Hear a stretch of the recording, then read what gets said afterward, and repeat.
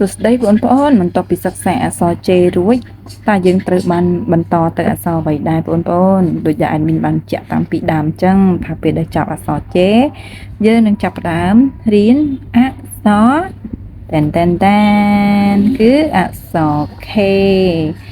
តើបងប្អូនចង់ចេះហើយឬនៅតោះត្រៀមបិចត្រៀមសភៅដូចវគ្គមុនអញ្ចឹងដែរតែយើងមករៀនអក្សរ K ទាំងអស់គ្នាតើការសរសេរអក្សរ K ធំនិង K តូចយើងសរសេរបែបម៉េចតោះកុំភ្លេច Let's go ចាសម្រាប់ការសរសេរអក្សរ K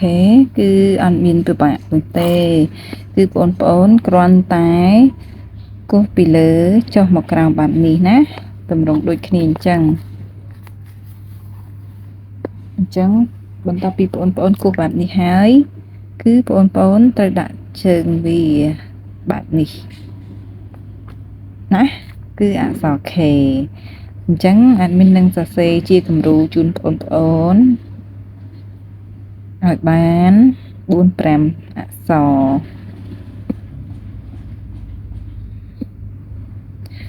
បងប្អូនមើលឲ្យតន់ណាហើយខំព្យាយាមសរសេរឲ្យបានច្រើនអញ្ចឹងនេះគេអានថាអក្សរ K ធំចំណែកឯ K ធំហើយនិង K តូចការសរសេរគឺអត់មានខុសគ្នានោះទេណាបងប្អូនអញ្ចឹងK ធំក៏សរសេរបែបហ្នឹងចំណែកឯ K តូចវិញក៏មិនខុសគ្នានោះដែរគឺសរសេរដូចគ្នាប៉ុន្តែទាមទារឲ្យបងប្អូនត្រូវតែចេះសរសេរអក្សរ K នេះឲ្យច្បាស់សិនព្រោះតាវាទាំងពីរវាអត់ខុសគ្នាទេអញ្ចឹង K តូចក៏មានរបៀបសរសេរអត់ខុសគ្នាពី K ធំដែរអញ្ចឹងadminមិនបាច់បញ្ជាក់ច្រើនទេណាតែពី3អក្សរទៅបងប្អូននឹងអាចយល់បានហើយអញ្ចឹងវាមានសភាពបែបហ្នឹង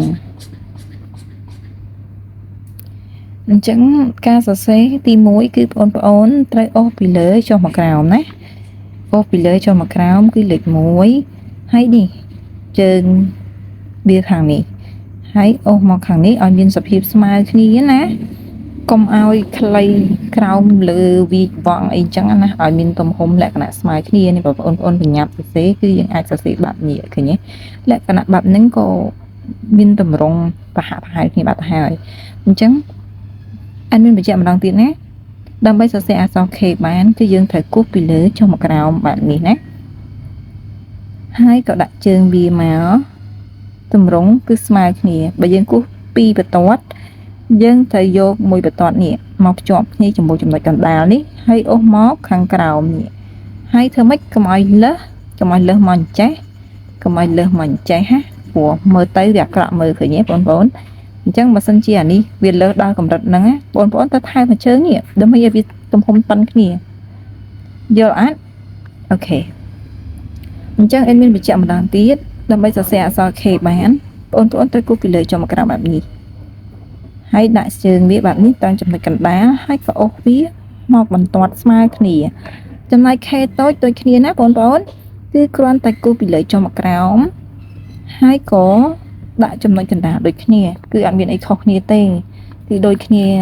បេះតែដាក់អញ្ចឹងនៅក្នុងការដែលរៀនអំពីអក្សរ K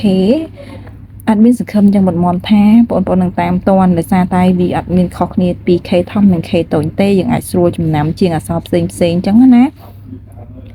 អញ្ចឹងអត់មានសង្ឃឹមយ៉ាងមុតមមថាបងប្អូននឹងរៀនសរសេរទាំង K ធំទាំង K តូចនេះឲ្យបានច្រើនដើម្បីឲ្យបងប្អូនអាចអភិវឌ្ឍខ្លួនឯងបានដើម្បីងាយស្រួលនៅពេលដែលយើងចូលមេរៀនអញ្ចឹងកុំភ្លេចណាជួបគ្នានៅមេរៀនក្រោយដែលយើងរៀនអំពីអក្សរដែរបងប្អូនបន្ទាប់ពីអក្សរ K